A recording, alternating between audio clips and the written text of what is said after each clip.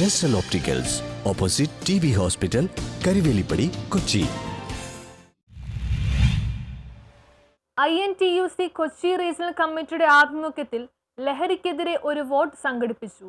INTUC Kochi regional കമ്മിറ്റിയുടെ ആഭിമുഖ്യത്തിൽ ബോധവൽക്കരണത്തിന്റെ ഭാഗമായി ലഹരിക്കെതിരെ ഒരു വോട്ട് എന്ന പേരിൽ കൊച്ചി മഹാത്മാഗാന്ധി ബീച്ച് വാസ്കോഡഗാമ സ്ക്വയറിൽ നടത്തി. ലഹരി വിരുദ്ധ പ്രതിജ്ഞ ചൊല്ലിക്കൊടുത്ത് INTUC ജില്ലാ പ്രസിഡന്റ് ശ്രീ KK ഇബ്രാഹിം കുട്ടി ഉദ്ഘാടനം ചെയ്തു.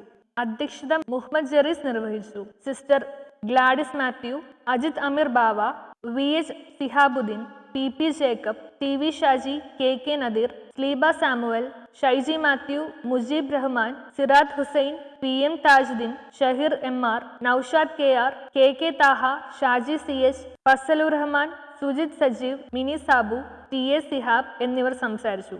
ആയിരക്കണക്കിന് ആളുകൾ ലഹരിക്കെതിരെ വോട്ട് ചെയ്തു. കുട്ടികൾ ഈ ഒരു ലഹരിയുടെ അടിമത്തത്തിൽപ്പെട്ട് അതിന്റെ ആ ഒരു ദൂഷ്യഫലങ്ങൾ അനുഭവിക്കുന്നത് നേരിട്ട് കണ്ടിട്ടുള്ളതാണ്. കാരണം അത് കുടുംബത്തിലാണെങ്കിലും അവരുടെ വ്യക്തി ജീവിതത്തിലാണെങ്കിലും ഒരുപാട് പ്രത്യാഘാതങ്ങൾ ഉണ്ടാക്കുന്നുണ്ട്. ഇവനത് മരണം വരെ ഉണ്ടാക്കുന്നുണ്ട്. കാരണം അവർ ആത്മഹത്യയിലേക്കും കൊലപാതകത്തിലേക്കും ഒക്കെ നയിക്കുന്നത് ഈ ഒരു കാരണമാണ്. പണ്ടത്തെ കുറച്ചുനാൾ മുമ്പ് വരെ നമ്മുടെ സമൂഹത്തിൽ ഒരു വലിയ പ്രശ്നം മദ്യമായിരുന്നു. അത് പക്ഷെ ഒരു 10-15 വർഷം കഴിഞ്ഞാൽ മാത്രമേ അത് നമ്മുടെ കുടുംബത്തിലേക്ക് അല്ലെങ്കിൽ സമൂഹത്തിലേക്ക് വലിയൊരു ഇമ്പാക്റ്റ് ആയിട്ട് മാറുന്നുണ്ടായിരുന്നുള്ളൂ. പക്ഷെ ഇത് ലഹരി ഉപയോഗിച്ച് തുടങ്ങിയാൽ അത് മാസങ്ങൾക്കുള്ളിൽ തന്നെ നമ്മുടെ കുടുംബത്തിലും സമൂഹത്തിലും സ്കൂളുകളിലൊക്കെ ആണെങ്കിലും വലിയ പ്രശ്നമായിട്ട് അത് മാറാറുണ്ട്. നമുക്കറിയാം, കുത്തം പണക്കാരാവുന്ന രീതിയിൽ ഓരോ കുട്ടികൾ പെട്ടെന്ന് പൈസ സമ്പാദിക്കുന്ന രീതിയിൽ ഈ ലഹരി മാഫിയയോടെ അടിമയായിക്കൊണ്ടിരിക്കുന്നുണ്ട്.